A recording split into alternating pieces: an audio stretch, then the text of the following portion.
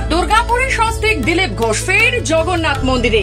দুর্গাপুর জগন্নাথ মন্দিরে এসে দিলীপ ঘোষ স্পষ্ট জানিয়ে দিলেন, পুরীতে জগন্নাথ দেব না, দীঘায় জগন্নাথ দেব। এই বিতর্কে ভক্তদের কোনো যাওয়ার প্রয়োজন নেই, যেখানেই ভগবান সেটাই ধাম।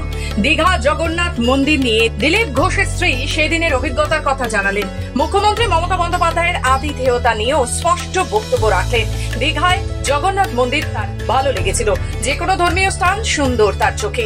জানালেন সেদিনের মুখ্যমন্ত্রীর আতিথেয়তা ছিল দিলীপ ঘোষের প্রতি মুখ্যমন্ত্রীর সম্মান প্রদর্শন, আন্তরিক ছিল। কিন্তু মানুষ হিসেবে মুখ্যমন্ত্রীকে পলিসিগত না শব্দ ব্যবহার করেন। সেদিন দীঘার জগন্নাথ মন্দির মুখ্যমন্ত্রীর আবেদনে যাওয়াকে কেন্দ্র করে তাদের কোনো আফসোসই নেই, এমনটাই জানালেন। আমি ছোটবেলা থেকেই মন্দিরে যাই। আমার বাড়ির সামনে ঠাকুরদার তৈরি করা শিব মন্দির আছে, প্রত্যেকদিন জল ঢালিয়ে কুলেশ্বর ভগবান। তো আমার রক্তে আছে, আমার সংস্কারে আছে মন্দির, মঠ। আর ভারতবর্ষের প্রাণ হচ্ছে মঠ মন্দির। এইটা সেটা সুযোগ পেলে যে আজকে সংযোগবশত এসেছিলাম অন্য একটি প্রোগ্রামে দুর্গাপুরেতে, তো সেই সুযোগে জগন্নাথ মন্দির অনেক দিন পরে আসার সুযোগ হলো। আমি 25, 26, 28 বছর আগেও এখানে এসেছি। এইখানে উৎসবে সেই খিচুড়ি বিতরণ করা ইত্যাদি করেছি তখন সংঘের কাজের জন্য। তো আজকে পুরনোদের সঙ্গে গত বছরও এখানে ছিলাম, তখন ইস্কনের মন্দিরে গেছিলাম। তো প্রভু যেখানে ডাকেন চলে যায়। আলোচনা যদি কেউ করে, এখানে পশ্চিমবাংলায় সব জিনিস নিয়ে আলোচনা হয়, তাতে কিছু যায় আসে না।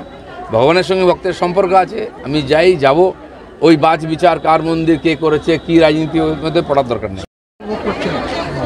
ভালো লাগলো, ওনার সঙ্গে আসলাম, উনি নিয়ে এলেন আমাকে। দীঘায় গেছিলেন তো দুজনে, দীঘার মন্দিরটা কেমন লেগেছিল? সেটাও ভালো লেগেছিল।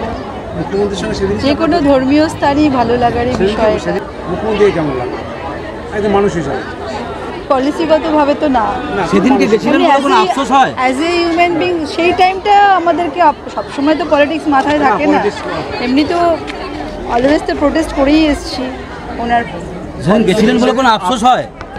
গেছিলেন বলে পরে আফসোস হয় না, আমার হাজব্যান্ড এমন কিছু ভুল করতেই পারেন না।